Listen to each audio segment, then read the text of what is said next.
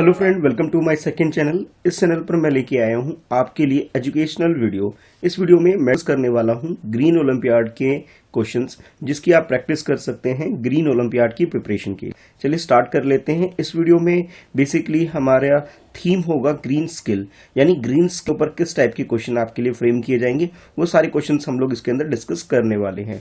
जैसे ये स्क्रीन पर आप क्वेश्चन है, इसमें आपसे पूछा जा रहा है as a new concept to reduce wastewater generation, a system is constructed in green building to recreate it and reutilize them for secondary purpose. What is the term used for the people involved in planning and construction such system? यानी इस question के अंदर आपसे पूछा जा रहा है, जो भी हमारे पास वेस्ट वाटर होता है उसको दोबारा रीयूज करने के लिए, दोबारा से उसे यूटिलाइज करने के लिए जो एक सिस्टम क्रिएट किया जाता है, तो इस सिस्टम बनाने वाले जो काम करने वाले लोग होते हैं उन्हें क्या बोला जाता है, उसके लिए क्या टर्म यूज किया जाता है, ये इस क्वेश्चन में पूछा जा रहा है। जैसे आपके घर में भी अगर मान लो आरओ वगैरह लगा हुआ है, तो उसमें पानी जो होता है उस पानी को दोबारा यूज करने के लिए एक सिस्टम क्रिएट किया जाता है। तो सिस्टम में काम करने वाले लोगों को क्या बोला जाता है, उस टर्म के बारे में आपसे क्वेश्चन पूछा जा रहा है। और आपके पास यहाँ पे 4 ऑप्शंस दे दिए गए। इन 4 ऑप्शंस में से आपको करेक्ट ऑप्शन चूज करना है। फर्स्ट ऑप्शन में आपको बोला जा रहा है तो इन्हें बोला जाता है water treatment workers. Second option B में आपको बताया जा रहा है टू वाटर से related to waste treatment worker. Third option है आपके लिए ग्रीन बिल्डिंग वर्कर। और लास्ट ऑप्शन आपको बताया जा रहा है डी, इसमें वेस्ट वाटर ट्रीटमेंट वर्कर। यानी ये जो पानी वेस्ट हो रहा होता है इसको दोबारा से रीयूज करने के लिए, दोबारा से यूटिलाइज करने के लिए जो लोग काम करते हैं उन्हें बोला जाता है वेस्ट वाटर ट्रीटमेंट वर्कर। तो यानी कि यहाँ जो ऑप्शन डी आपको दे रखा है ये बिल्कुल करेक्ट ऑप्शन आपका हो जाएगा। यानी आप यहाँ पे इस क्वेश्चन के आंसर में डी ऑप्शन को चूज कर सकते हैं। इसके बाद नेक्स्ट क्वेश्चन है आपके लिए rising problem of scarcity of water, the need to build rainwater pits is increasing. There are specific cadre of people who are specialized to lay the plan and construct rainwater harvesting system, that is called RWHS, for collecting rainwater and reusing it in buildings.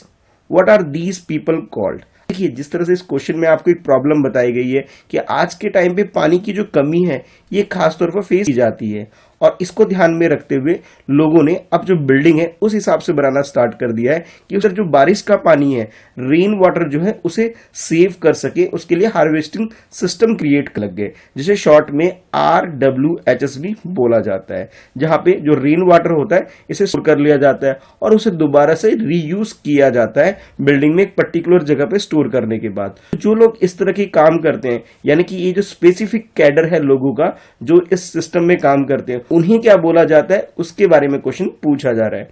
और आपके पास यहाँ 4 options दे दिए गए। इन चारों में से आपको correct option choose करना है। फर्स्ट ऑप्शन में बताया जा रहा है आपको कि इलेक्ट्रिकल इंजीनियर जो हो वो ये काम करते हैं। सेकेंड ऑप्शन में आपको बोला जा रहा है जो मैकेनिकल इंजीनियर्स होते हैं वो ये काम करते हैं। थर्ड ऑप्शन में आपको बताया जा रहा है कि रेन वाटर हार्वेस्टिंग इंजीनियर्स जो होते हैं वो ये काम करते हैं। और लास्ट ऑप्शन में आपको बताया जा रहा है कि रिन्यूएबल एनर्जी इंजीनियर्स जो होते हैं वो ये काम करते हैं। देखिए, इस क्वेश्चन के अंदर ही आपको आंसर मिल जाएगा। जैसे कि यहाँ पे रेन वाटर से रिलेटेड क्वेश्चन पूछा जा रहा है, तो स्टूडेंट है कि आंसर के अंदर भी कुछ इस टाइप का ही मिलेगा आपको। तो इस तरह से सी ऑप्शन आप देखेंगे तो यहाँ आपको बताया जा रहा है कि रेन वाटर हार्वेस्टिंग इंजीनियर, यानी जो rain water harvesting system create करने वाले लोग होते हैं उन्हें हम कहते हैं रेन वाटर हार्वेस्टिंग इंजीनियर। यानी ऑप्शन सी जो आपको इस क्वेश्चन के आंसर में दे रखा है ये भी करेक्ट हो जाएगा। ठीक है, तो यहाँ पे आप ऑप्शन सी अपने आंसर के लिए चूज कर सकते हैं। इसके बाद मूव करते हैं इस क्वेश्चन की तरफ, और इस क्वेश्चन में आपसे पूछा जा रहा है which of the following is an agro ecologic zone in India where rice farming is practice. यानी हमारी कंट्री में ऐसे कौन से एरिया है जहां पे राइस फार्मिंग यानी चावल को उगाने का काम किया जाता है। तो उस जोन को, उस इकोलॉजिकल जोन को आपको आइडेंटिफाई करना है। ऑप्शन ए में आपको बताया जा रहा है irrigated rice ecosystem. Second option है आपके पास rain fed upland rice ecosystem. Third option है आपके पास rain fed lowland rice ecosystem. और लास्ट डी में आपको बताया जा रहा है कि ऑल ऑप्शन लिस्टेड हेयर, यानी फर्स्ट ऑप्शन, सेकंड ऑप्शन और थर्ड ऑप्शन, यानी तीनों ही ऑप्शन में जो आपको आंसर दे रखे हैं ये बिल्कुल करेक्ट है। ऑप्शन डी में बोला जा रहा है।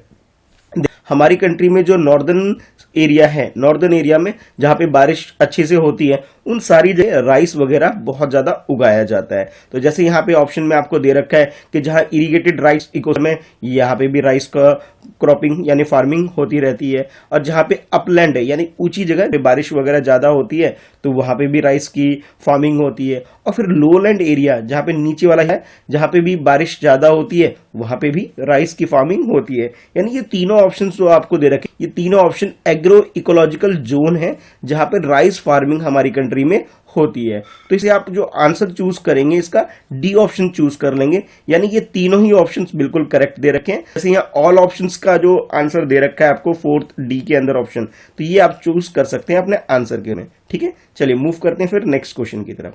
नेक्स्ट क्वेश्चन में आपसे पूछा जा रहा है, when was the central pollution control board, जिसे शॉर्ट फॉर्म में हम सीपीसीबी बोल देते हैं, ऑफ इंडिया स्टेप, यानी ये जो इंस्टीट्यूशन है जो हमारी कंट्री के अंदर पॉल्यूशन को मेजर करती है कि उसका क्या लेवल है, और उसके अकॉर्डिंग ही बताती है कि हाँ भाई इस पर्टिकुलर सिटी के अंदर पॉल्यूशन बहुत ज्यादा है, इसे हमें कंट्रोल करने की जरूरत है। ठीक है, तो उस संस्था का, इस इंस्टीट्यूशन को स्टैब्लिश कब किया गया था, किस साल किया गया था, ये आपसे क्वेश्चन पूछ रहा है। और यहाँ आपके पास चार ऑप्शंस दे दिए गए। फर्स्ट ऑप्शन में आपको बताया जा रहा है कि 1975 में इसे स्टैब्लिश किया गया था। सेकंड ऑप्शन के अकॉर्डिंग 1976 में इसे स्टैब्लिश किया गया था। और थर्ड में आपको बताया जा रहा है कि 1974 में इसे स्टैब्लिश किया गया था। और लास्ट ऑप्शन जो आपको दे रखा है, इसमें आपको बताया जा रहा है कि 1977 में इसे स्टैब्लिश किया गया था। तो ये चार ऑप्शन हैं, इन चारों ऑप्शन में से आपको बताना है ये सीपीसीबी बोर्ड है। ठीक है, इस बोर्ड को कब स्टैब्लिश किया गया था ये आपको बताना है। तो जैसे ऑप्शन है, चलिए एक बार क्वेश्चन को अटेम्प्ट कर लीजिए। तो इस क्वेश्चन की अगर करेक्ट आंसर की बात करें तो यहाँ जो सी ऑप्शन आपको दे रखा है 1974, ये बिल्कुल करेक्ट आंसर है। यानी इस इंस्टीट्यूशन को हमारी कंट्री में 1924 के अंदर इसे स्टैब्लिश किया गया था। अच्छा, अब मैं आपके लिए एक छोटा सा क्वेश्चन आपको देता हूं करने के लिए, जो आप खुद घर पे कर सकते हैं गूगल वगैरह पे सर्च करके, कि आप मुझे ये बताइए ये जो बोर्ड है, ठीक है, इस किस डेट पे किया गया था, डेट बताइए। या इस क्वेश्चन में हम लोग ईयर डिस्कस कर रहे हैं, लेकिन एक पर्टिकुलर डेट भी तो होगी ना इसके आंसर की। तो उस डेट को आप सर्च करके मुझे कमेंट में नीचे बताइएगा, ताकि मुझे पता लगे कि हाँ आप लोग अच्छे से प्रिपरेशन कर रहे हैं अपने इस ग्रीन ओलंपियाड की। चलिए अब नेक्स्ट क्वेश्चन देखते हैं। ये क्वेश्चन जो है इसमें आपसे पूछा जा रहा है, which of the following policy will not support creation of green job. Green job को कौन सी पॉलिसी सपोर्ट नहीं करती है, ध्यान रखिएगा। कई बार क्वेश्चन में क्या होता है, आप सपोर्ट वर्ड से ही काम चलाएंगे और आगे बढ़ जाएंगे, लेकिन इस क्वेश्चन में आपसे जो सपोर्ट नहीं करती है उस पॉलिसी को हमें आइडेंटिफाई करनी है। फर्स्ट ऑप्शन में आपको बोला जा रहा है कि सब्सिडी जब हम देंगे तो ये सपोर्ट नहीं करेगी। सेकेंड ऑप्शन में आपको बोला जा रहा है कि कार्बन क्रेडिट जब देंगे तब जाकर के आप कह सकते हो कि ये ग्रीन जॉब को सपोर्ट नहीं करती है।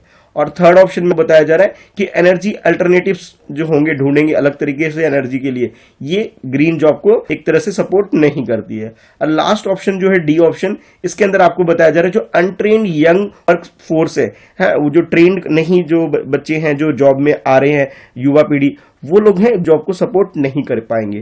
तो इन चारों ऑप्शन में से करेक्ट ऑप्शन आपको चूज करना है। देखिए ग्रीन जॉब की बात करें तो स्पेसिफाई लोग होंगे जो कि अच्छे से ट्रेंड होंगे, वही लोग इसमें काम कर पाएंगे। बाकी गवर्नमेंट की जो पॉलिसी है जिसमें सब्सिडी प्रोवाइड करना, ये ग्रीन जॉब को सपोर्ट करती है।